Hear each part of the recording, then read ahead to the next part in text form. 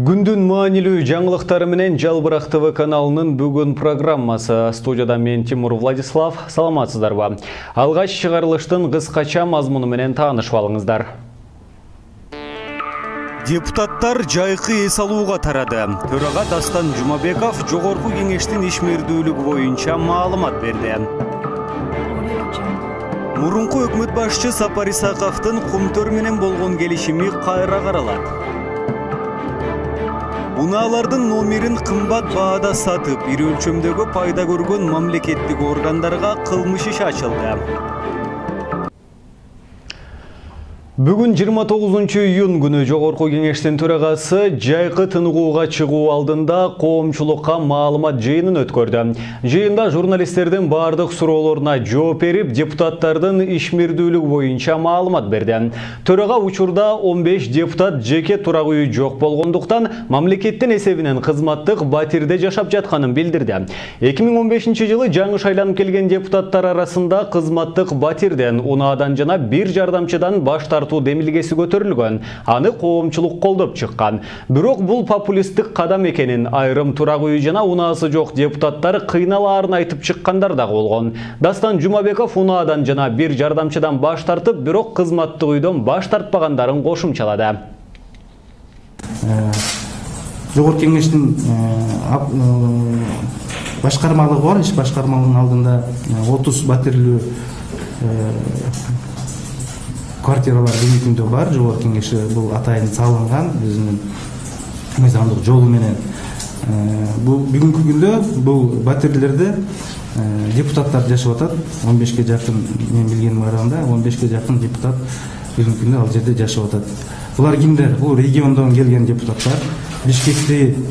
Бишкек шаарында эч кандай батирлери, үйлөрү, турак жайы болбогон депутаттар.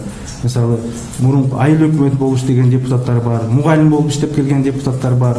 Мына ошолорго биз берип, бүгүнкү күндө алар үйдү служебный катары колдонуп жаткан убагы. Бул чындык. Жогорку кеңештин токтому кабыл алынып атканда, урматтуу журналисттер, биз 15-жылы токтом кабыл албадык белек.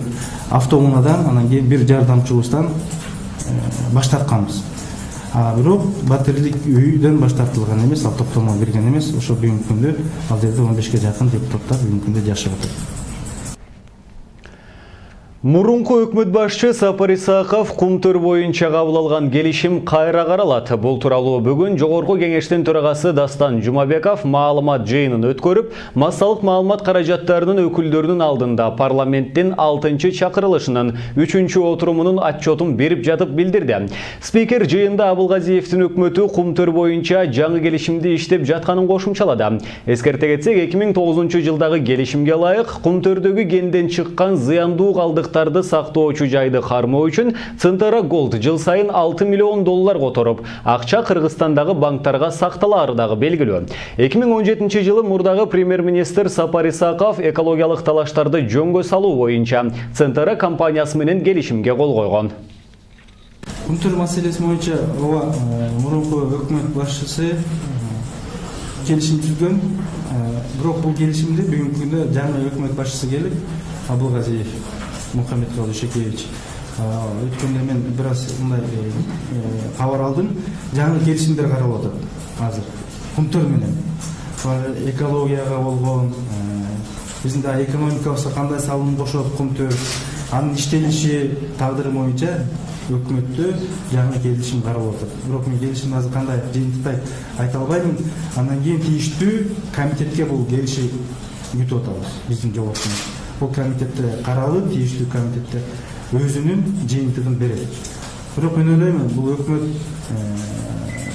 Кумтөр менен Кыргызстан мамлекетинин ортосунда болгон көптөгөн бүгүнкү күндө суроолор жаралып келет, чечилбей келген. Мына ушул чечип, эң негизгиси мамлекеттин, элдин кызыкчылыгы болгон келишимди карашат болуш керек. Жыйынтыгы ошо менен бүтөт болуш керек. Мурунку айтып аткан биздин экономикабызга, айрыкча экологиябызга төлөнө турган төлөмдөрдүн суммалары дагы көбөйүшү мүмкүн. Муну эми биз жакында угабыз, муну өкмөт айтып чыгат, тийиштүү комитетке да бул маселе каралат, ошондо кеңири бул талкууга да чыгат. Айкөл Алатоо жана Апрель баатырлары коомдук бирикмелеринин жетекчилерине карата кылмыш жаза кодексинин 166 беренеси алдамчылык боюнча кылмыш иши козголду.